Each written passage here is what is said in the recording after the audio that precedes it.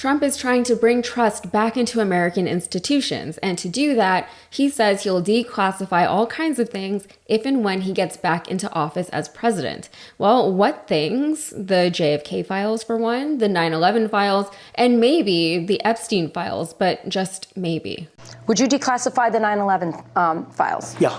Would you declassify JFK files? Yeah. I did a lot of it. Would you declassify the Epstein files? Yeah, I would. All right. I guess I would. I think that less so because, you don't know. You don't want to affect people's lives if it's phony stuff in there because there's a lot of phony stuff with that whole world. But I think I would. So why the hesitation? I don't think I need to say the obvious reason for the hesitation, but I'll say it anyway. It's because he and or his friends are mentioned within those files. And this is just a small snippet, but it's sort of packed with a lot of weird stuff. First, he had absolutely no hesitation when asked about the other two files. Then, he hemmed and hawed over the Epstein files, which already isn't a good look, but the reason he gave for it was ridiculous. He said he didn't want to hurt anyone's reputation. He said, quote, "You don't want to affect people's lives if there's phony stuff in there." Okay, since when has Trump cared about negatively affecting people's lives with phony information?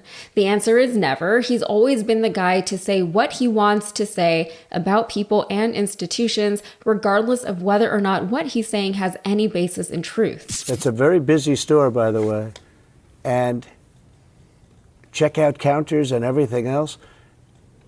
And I would be in there. I mean, it's the most ridiculous, disgusting story. It was just made up.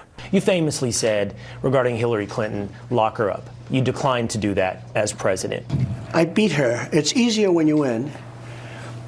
And they all said lock her up. And I felt, and I could have done it, but I felt it would have been a terrible thing. And then this happened to me. In a pattern that I think is straight out of a psychology textbook. His response is to accuse everybody else of lying. He accuses everybody on that debate stage of lying. And it's simply a mindless yell. Whatever he does, he accuses everyone else of doing. But the more irritating thing that he's doing here is something that he actually does a lot. He's telling his supporters that the files are phony before they've even been released, so that if and when they are made public, and if and when he's found to be incriminated within them, his supporters will already know not to believe the revelations within them, especially nothing pertaining to Trump or any of the other MAGA elites. Prevention is always better than a cure, right? If his base knows not to believe something before they even know what they're not supposed to believe, he doesn't have to defend himself after the fact. They won't ask him to, nor will they need him to. I mean, they've already seen the photos and videos of Trump with Epstein, and those don't seem to bother them.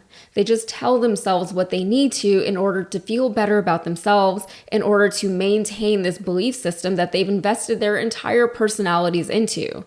They tell themselves that Trump was only with Epstein so that he can learn all the ways of that world, a world that Trump, judging from the Fox News clip, seems to know quite a bit about. They tell themselves that the only reason why he was in that world was so that he can learn how to destroy it and everyone in it. Sure, Jan. If you're driving around North Carolina or Georgia these days, you might be passing some pretty distracting billboards. Someone is putting up billboards with a picture of Donald Trump and Jeffrey Epstein.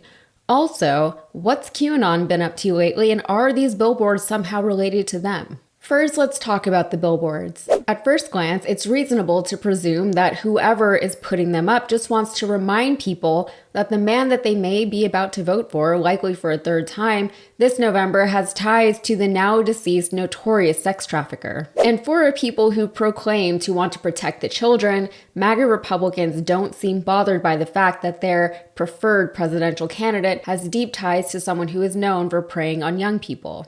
So by now, there are over 30 of these billboards throughout Georgia and North Carolina. Some people find them highly amusing, others not so much. And the billboards are mainly just the picture of the two guys. There's no campaign message, there's no anti-sex trafficking message.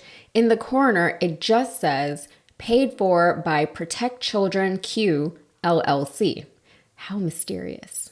Naturally, people are wondering who put these billboards up and who is behind this mysterious LLC. And it is mysterious. If you Google it, you get nothing. just a bunch of other people wondering who they are. It's entirely anonymous, both in terms of who the group is and who is funding them. Is it the pro-Biden Democrats? Is it the anti-Trump Republicans? Is it an actual child advocacy group? Or is it part of an actual anti-sex trafficking campaign? Of course, others are wondering if the Q at the end of the Protect Children Q LLC suggests a link to QAnon. However, that wouldn't make much sense because QAnon is usually pro-Republican and pro-Trump. So some of the more conspiratorial folks are thinking maybe Q flipped. Or maybe anti-QAnon people are trying to commandeer the Q moniker for their own anti-Q messaging. Q didn't ever really intend to make any true predictions about arrests with predictions of dates and times. That was all disinformation and distraction. These are things you need to think about, it seems, even though honestly, it doesn't matter. The picture is there. We've all seen it. It exists. Do what you want with it, voters of America.